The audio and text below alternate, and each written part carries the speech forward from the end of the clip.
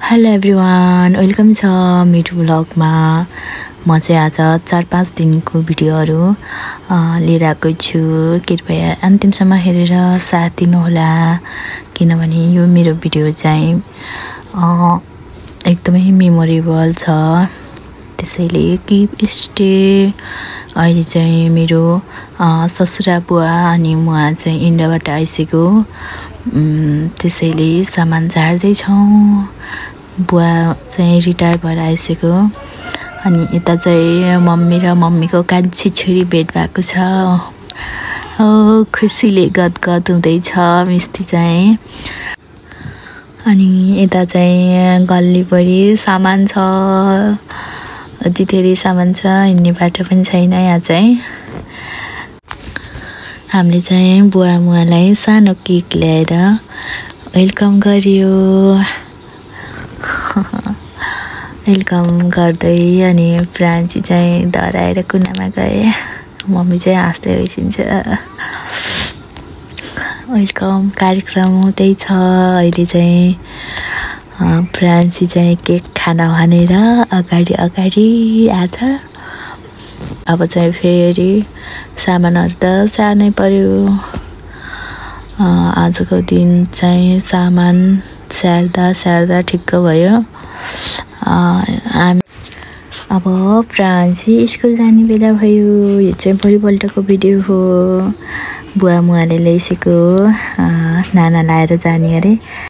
नयाँ नाना त देख्नै हुन्न, स्कुल जाँदा लगाउन परिहाल्छ। यस्तो छ केटाकेटी।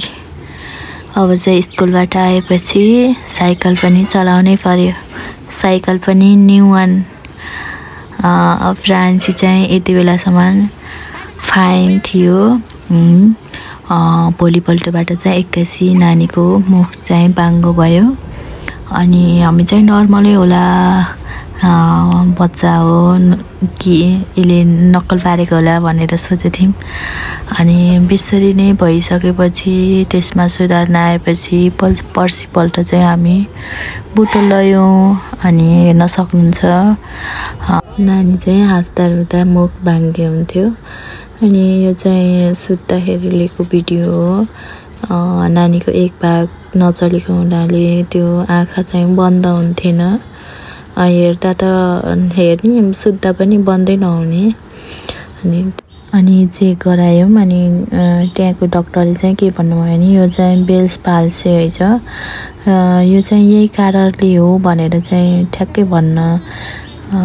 नहुने रहेछ। यो चाहिँ भाइरल इन्फेक्सन। अनि केही सुत्दाखेरि अप्ठ्यारो भयो भने चिसोको कारणले एक्कासी हुने रहेछ यो चाहिँ। अनि त्यसपछि हामी चाहिँ त्यहाँबाट फर्क्यौँ। अनि भोलिपल्ट पनि केही सुधार नआएपछि नानीलाई चाहिँ घरिघरि ज्वरो पनि आइराख्ने थियो। केही सुधार नआएपछि नानीको बुवाजीले चाहिँ काठमाडौँ लैजाने भनेर भन्नुभयो। अनि फेरि हामी काठमाडौँ गयौँ भोलिपल्ट। यो चाहिँ काठमाडौँबाट लिएको भिडियो हो। अहिले चाहिँ हामी नानीलाई लिएर हस्पिटल जाँदैछौँ। अनि हस्पिटल चाहिँ बच्चाकै हस्पिटल जाने भनेर गएको। अनि बच्चाहरूकै हस्पिटल चाहिँ कान्ति बाल भन्ने हस्पिटल रहेछ, त्यहाँ बच्चाहरूको लागि मात्रै। अनि त्यो हस्पिटल चाहिँ सरकारी रहेछ। अनि हामी गएको। अनि जाँदाखेरि त्यहाँ चाहिँ त्यो दिन चाहिँ डक्टर आउनुभएको रहेनछ। अनि हामी चाहिँ त्यहाँबाट फेरि फर्क्यौँ। अब डक्टर नभएपछि के उपचार गर्नु है। अब बुटोलमा नि त मेन डक्टरलाई भेटाएनौँ। अनि कान्तिबालमा पनि अब नभेटाएपछि फेरि जिजबुवाले उता अर्को हस्पिटल लग्यो। अनि त्यहाँबाट हामी इसान हस्पिटलमा गयौँ। अनि इसान हस्पिटलमा पनि डक्टर रहेनछ। अनि त्यसपछि फेरि हाम्स हस्पिटलमा गयौँ। अनि हाम्स हस्पिटलमा सोधेपछि डक्टर हुनुहुन्न रहेछ। अनि त्यहाँबाट एडमिट गराउन पठाउनु भयो। अनि एडमिट गऱ्यौँ। अनि डक्टरलाई भेटेपछि फेरि नानीको ब्लड चेक गर्ने भन्नुभयो। अनि ब्लड चेक गऱ्यौँ। अनि रिपोर्ट आउन चाहिँ हामी चाहिँ शुक्रबार गएको थियौँ। अनि भोलिपल्ट शनिबार थियो। अनि फेरि शनिबार बस्नुपर्ने भयो, आइतबार बल्ल रिपोर्ट आउने भन्नुभयो। अनि फेरि आइतबारसम्म बसेँ। आफू फेरि एकदम ठिक छ कि सबै बोल्ने खानी छ, त्यो हाँस्दा रुँदा मात्रै हो बाङ्गे हुने। अनि शनिबार चाहिँ अब त्यतिकै रुममा किन बस्ने र भनेर कतै घुम्न जाऊँ भनेर हामी चाहिँ घुम्न निस्क्यौँ डिजुलाई लिएर। अनि प्रान्सी चाहिँ एक्लै अगाडि हिँडिरहेछ त्यस्तो भिडभाडमा पनि। आजको दिन चाहिँ एकदमै राम्रो छ, घाम पनि लागेको। अनि हामी चाहिँ काठमाडौँ जाँदादेखि नै पानी रातभरि पानी पर्ने, दिउँसोमा पनि घरिघरि पानी परिरहने थियो। अनि हामी घुम्न जाँदा चाहिँ राम्रो थियो दिन। अनि घाम पनि लागेको, राम्रै भयो। हिँड्दाखेरि गर्मी भयो, अनि गर्मी पनि भएको। अनि ठ्याक्कै लस्सी पनि भेटायौँ। अनि हामी सबैले लस्सी खायौँ। प्रान्सी चाहिँ बाटोमा मन्दिरहरू देख्नै नहुने, अब काठमाडौँमा चाहिँ बाटै पछि मन्दिर, उसलाई चाहिँ नमस्ते गर्न परिहाल्ने। बाटो मन्दिर पछि नमस्ते गर्दै हिँड्ने कि बानी। यहाँ पनि मन्दिर यस्तो मूर्तिहरू देख्ने बित्तिकै नमस्ते गरिहाल्छ कि प्रान्सीले। आफू मात्र गर्ने होइन, अरूलाई पनि। मलाई पनि नमस्ते गर्नु भगवान्लाई भन्छ कि यस्तो। अनि म चाहिँ यस्तो लाग्छ कि मेरो नानीलाई मात्रै किन यस्तो दुःख हुन्छ जस्तो लाग्छ कि कहिले के भएर हस्पिटल जानुपर्छ, कहिले के भएर हस्पिटल जानुपर्छ। अब नर्मली रुगाखोकी ज्वरो त लगाइदिए पनि त हुन्थ्यो नि। एक्कासीकै एकदमै नदेखेको नभोगेको रोगहरू लाग्छ कि यसलाई चाहिँ। अब त्यही पनि यो बेल्स पाल्सी चाहिँ अब आत्तिन पर्दैन, डराउन पर्दैन भनेर त भन्छ। अब आफ्नो बच्चा हो, पछिको लागि के हो कसो हो त्यो त सोच्नु परिहाल्यो नि। अनि त्यही हो, अब नहुनु जे नहुनु भइसक्यो, अब भए पनि राम्रो ठिक हुनु, त्यही भन्छु म चाहिँ मेरो नानीलाई। अनि हामी चाहिँ यता भैरव के भन्छ कालिका भैरव, काल भैरवको मन्दिरतिर यसो फोटोसोटो लियौँ। अनि म चाहिँ भिडियो मात्र गरेँ, अनि हल्का फोटो र भिडियो मात्रै लिएँ। प्रान्सी चाहिँ आफूले फोटो खिच्न मान्दैन, ऊ चाहिँ एकातिर गएर बस्छ। मैले चाहिँ यहाँ ब्लग स्टार्ट गर्ने भनेर भिडियो बनाएको थिएँ, तर मेरो कन्फिडेन्ट लेभल चाहिँ छैन। मान्छेहरू ओहोरदोहोर कति भिडभाड थियो, त्यसैले मैले चाहिँ अलिकति मात्रै भिडियो बनाएँ। अनि म चाहिँ यो ठाउँको चाहिँ अरूले भिडियो बनाएको भिडियो हेरिरहेको थिएँ। अनि यो कस्तो होला भन्ने भएको थियो। अनि आफै गएर रियल हेर्दा चाहिँ एकदमै खुसी लाग्यो, रमाइलो।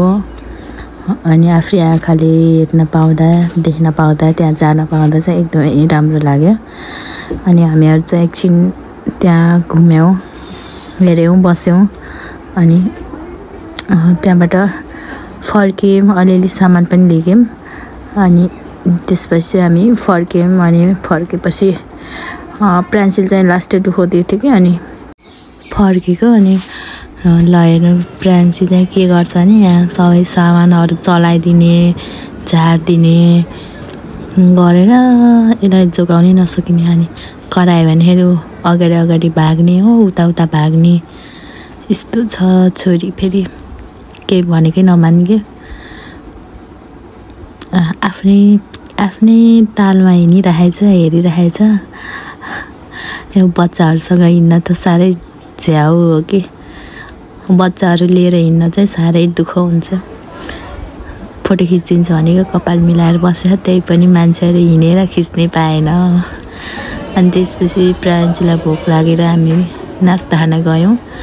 अनि नास्तामा चाहिँ हामी नखाएको कुरा चाहिँ खाने भनेर हामीले चाहिँ कन्डक अनि लाफिङ मगायौँ।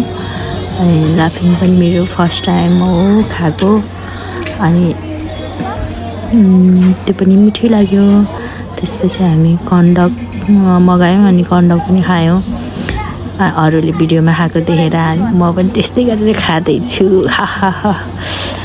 अनि त्यही हो साथीहरू, अब नास्ता खाएर हामी चाहिँ फर्किन्छौँ। अनि यो चाहिँ शनिबार बस्नुपर्ने भएकोले हामी चाहिँ घुम्न गएको। अनि भोलिपल्ट आइतबारको दिन चाहिँ फेरि हस्पिटल जानुपर्ने थियो। अनि हस्पिटल गएर अनि त्यो दिन पनि बस्यौँ के अरे। अनि अर्को भोलिपल्ट चाहिँ हामी बल्ल घर फर्केको। त्यही हो साथीहरू, मेरो भिडियो चाहिँ आजभोलि आएको छैन। अनि म चाहिँ यतातिर व्यस्त भएर चाहिँ भिडियो आउन पाएन, गराउन पनि पाएन। भिडियो बनाए पनि एडिट गर्न पनि भ्याएको छैन। त्यसैले यो चाहिँ मैले न्यू रोडको भिडियो लिएको। अनि यो चाहिँ ब्यालेन्स हालेर बनाएको राम्रो बाटो भनेर मैले चाहिँ राम्रो रोड भनेर चाहिँ मैले भिडियो बनाएँ। अनि डिजिल चाहिँ त्यो स्काई टावर हो भनेर देखाइसकेको थियो। अनि मैले चाहिँ त्यहाँ जान नपाए पनि मैले भिडियो खिच्छु भनेर भिडियो पनि बनाएँ।